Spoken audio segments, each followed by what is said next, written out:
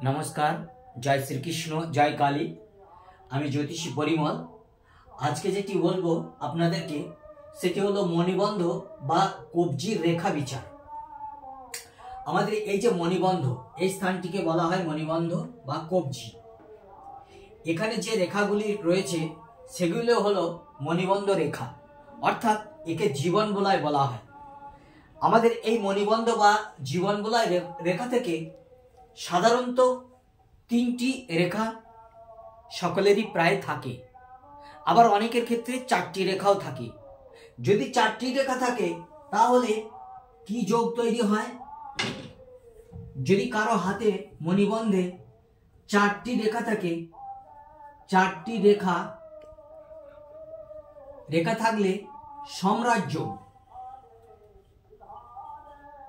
সম্রাট যোগ। আমাদের হাতেও কিন্তু কালসর্প, সম্রাট যোগ, কেমদ্রুম যোগ এগুলো বোঝার জন্মছকেও যেমন হিসাব আছে, আমাদের এই করতলেও কিন্তু সেই সমস্ত রেখার কিন্তু হিসাব রয়েছে। এখানে এই যে প্রথম রেখাটি এটি হবে স্বাস্থ্য, অর্থাৎ আমাদের স্বাস্থ্য কেমন হবে না হবে তার বিচার কিন্তু এটি থেকে করা হয়।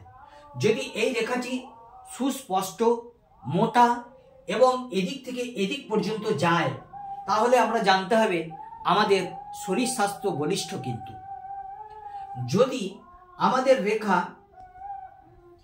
এপার থেকে এপারে যায় দ্বিতীয় রেখাটি, তাহলে জানতে হবে সেটি ধন, ঐশ্বর্য, সম্পত্তি, সমস্ত টাকা পয়সা কিন্তু আমাদের থাকবে। আর এই যে তৃতীয় রেখাটি কিন্তু এটা হলো পুত্র সন্তান। আমরা পুত্র সন্তান লাভ করব কি লাভ করব না তার বিচার কিন্তু আমাদের এই তৃতীয় রেখাটি থেকে করা হবে।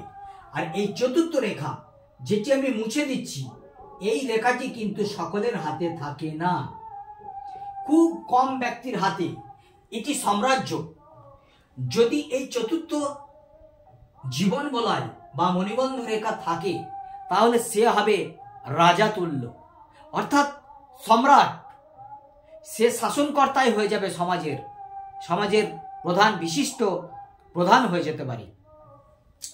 এবারে এই মণিবন্ধ রেখা থেকে আমাদের পাশ্চাত্য মতে গ্রিসে এবং রোমে যে পণ্ডিতরা, অর্থাৎ মন্দিরের যে পণ্ডিত, তারা কিন্তু সমস্ত নারী এবং পুরুষের এই মণিবন্ধ রেখা বিচার করে তাদের জীবনের শুভাশুভ কথা বলে দিতেন। সেই জন্য আমাদের এই আয়ুরেখারও যেমন ভূমিকা রয়েছে, মস্তিষ্ক রেখার যেমন ভূমিকা রয়েছে, হৃদয় রেখা বা ভাগ্যরেখার যেমন ভূমিকা রয়েছে, আমাদের কিন্তু এই মণিবন্ধ স্থানে এই রেখাগুলির কিন্তু ততটাই ভূমিকা রয়েছে। যেমন ধরুন, এক একটি রেখা পূর্ণ সরল রেখা যদি থাকে, পূর্ণ সরল রেখা, তাহলে কিন্তু 25 বছর করে ধরা হয়। 25 বছর, তাহলে 25 চারটি রেখা যদি থাকে তাহলে সেই ব্যক্তি কিন্তু শত আয়ু পূর্ণ করবে, যদি চারটি রেখা থাকে। এবারে অনেকের হাতে দেখবেন এই রেখাগুলি অর্ধেক, অর্থাৎ ছোট রয়েছে, কোনোটা বড় রয়েছে, আবার কোনোটা ছোট রয়েছে। যদি এখানে এই প্রথম দুটি রেখা মানে অর্ধেক করে থাকে বা সম্পূর্ণই থাকলো, তাহলে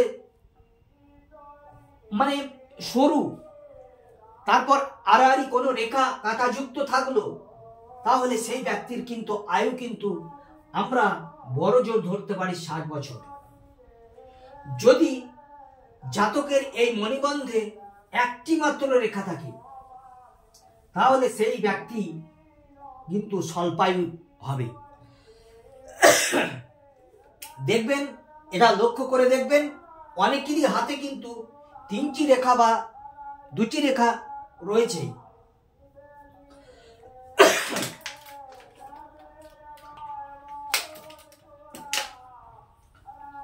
এবারে বলি, আমাদের মধ্যভাগ থেকে ধনের বিচার করা হয়।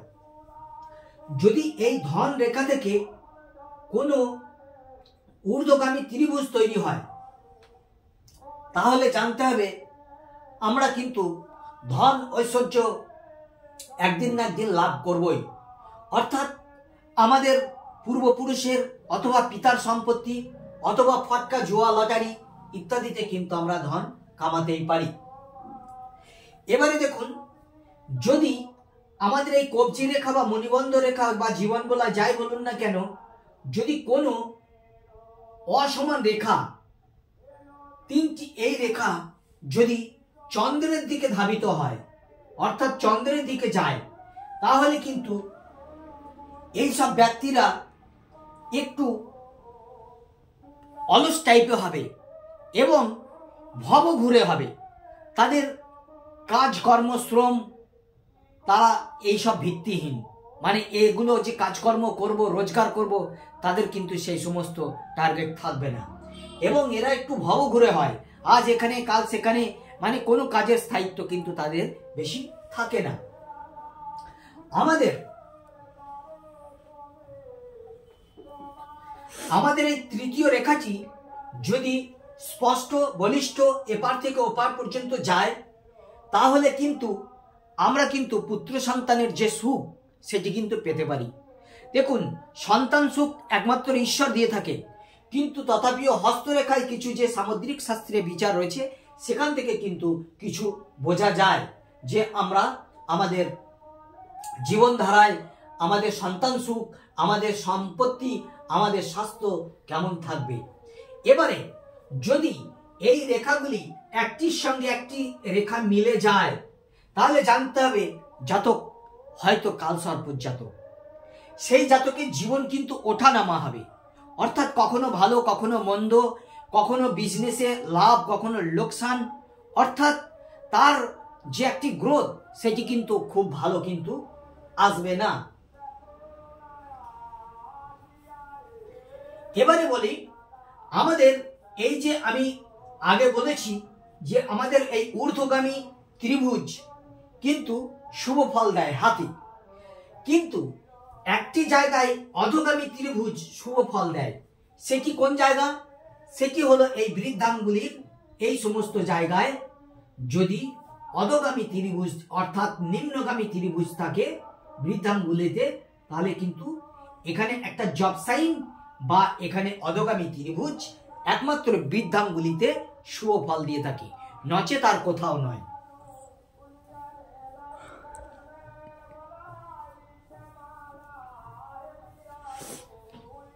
যাই হোক, আজ ছিল আমার এই আয়োজন।